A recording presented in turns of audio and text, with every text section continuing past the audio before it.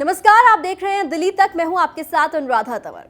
8 नवंबर से छठ महापर्व शुरू हो जाएगा और छठ महापर्व को लेकर आज डीडीएमए की बैठक में एक बड़ा फैसला सामने आ सकता है। आपको बता दें कि डीडीएमए की बैठक में जब आदेश जारी हुआ था 30 सितंबर को, तो उसमें पाबंदी लगा दी गई थी छठ पर्व को सार्वजनिक स्थलों पर मनाने को लेकर, जिसके बाद शुरू हुई दिल्ली में दिल्ली सरकार के खिलाफ भारतीय जनता पार्टी की क्रांति। जी हां, छठ पूजा मनाने को लेकर भारतीय जनता पार्टी ने दिल्ली सरकार का घेराव किया। दिल्ली के मुख्यमंत्री अरविंद केजरीवाल के आवास के बाहर उन्होंने विरोध प्रदर्शन किया और लगातार ये मांग उठाई कि पूर्वांचल के लोगों के साथ ये अन्याय हो रहा है और छठ पर्व को जिस तरह से हमेशा से मनाया गया है उसी तरह से मनाने की छूट इस बार भी दी जाए। जो पाबंदियां लगाई गई हैं उन पाबंदियों को हटा लिया जाए।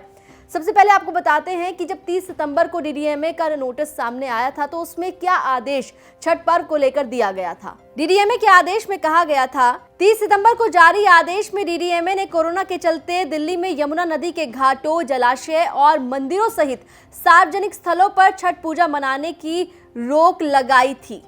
तो कोरोना को देखते हुए डीडीएमए ने सार्वजनिक स्थलों पर, घाटों पर, मंदिरों में छठ पूजा को मनाने को लेकर पाबंदी लगाई थी, जिसके खिलाफ आपको बता दें भारतीय जनता पार्टी लगातार इस आदेश का विरोध कर रही थी और दिल्ली सरकार से बार बार ये अपील कर रही थी कि जो छठ पूजा पर पाबंदी लगाई गई है उसे हटाया जाए। आपको बता दें कि डीडीएमए के जो चेयरमैन हैं वो एलजी हैं, अनिल बैजल, और उनकी अगुवाई में ये फैसला लिया गया था। उपाध्यक्ष जो हैं वो दिल्ली के मुख्यमंत्री अरविंद केजरीवाल हैं। अब 27 तारीख को जब डीडीएमए की बैठक होगी तो उसमें जो सबसे बड़ा फैसला है वो छठ पूजा को लेकर सामने आ सकता है और यही उम्मीद लोग लगा रहे हैं कि डीडीएमए की जब ये बैठक होगी तो उसमें छठ पर्व को जिस तरह से हमेशा मनाया गया है उसी तरह से मनाने की सहूलियत दी जाए। ये जो पाबंदी लगाई गई है उस पाबंदी को हटा लिया जाए, रोक को हटा लिया जाए।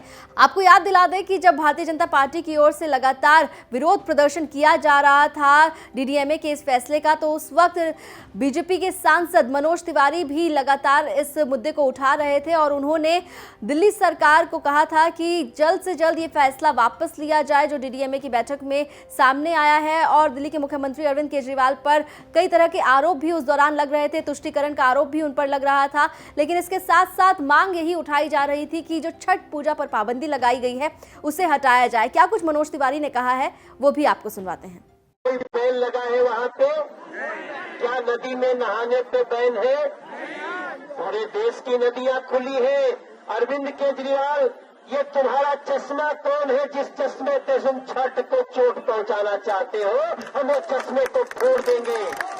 छठ पर्व पर लगी पाबंदी को लेकर जिस तरह से भारतीय जनता पार्टी ने विरोध प्रदर्शन किया, उसके बाद आपको याद दिला दें कि दिल्ली के उप मुख्यमंत्री मनीष सिसोदिया ने केंद्रीय स्वास्थ्य मंत्री मनसुख मांडविया को पत्र लिखा था और ये कहा था कि छठ पर्व को लेकर आप ही तय करें कि किस तरह से छठ पर्व मनाया जाए। इसके बाद केंद्र की ओर से ये राज्य सरकार पर छोड़ दिया गया है और उसके बाद आपको बता दें कि दिल्ली के मुख्यमंत्री अरविंद केजरीवाल ने भी पत्र लिखा था एलजी को।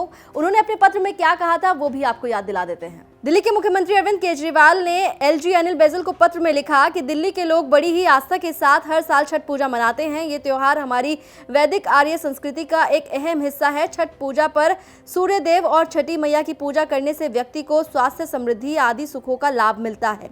मेरा आपसे अनुरोध है कि यथाशीघ्र डीडीएमए की बैठक बुलाकर छठ पूजा समारोह के आयोजन की अनुमति प्रदान करें। तो दिल्ली के मुख्यमंत्री अरविंद केजरीवाल ने एलजी अनिल बैजल को पत्र लिखा था और उनसे कहा था कि छठ पर्व को मनाने के लिए जल्द से जल्द एक बैठक बुलाई जाए। उसके बाद 27 अक्टूबर को डीडीएमए की बैठक बुलाई गई है और उसमें छठ पर्व पर लगी पाबंदियों को हटाने का फैसला सामने आ सकता है। इसके अलावा एक और फैसला सामने आ सकता है, वो है 8वीं क्लास तक के बच्चों को स्कूल जाने को लेकर सरकार गाइडलाइंस तय कर सकती है। इसके अलावा इस बात का भी ऐलान किया जा सकता है कि कब से छोटी क्लासेस के बच्चे स्कूल जाना शुरू कर सकते हैं। तो इन दो खास बातों पर ध्यान रहेगा, देखना होगा कि डीडीएमए की जो बैठक होगी उसमें क्या फैसला होता है। दिल्ली एनसीआर से जुड़ी तमाम खबरों के लिए आप देखते रहिए दिल्ली तक।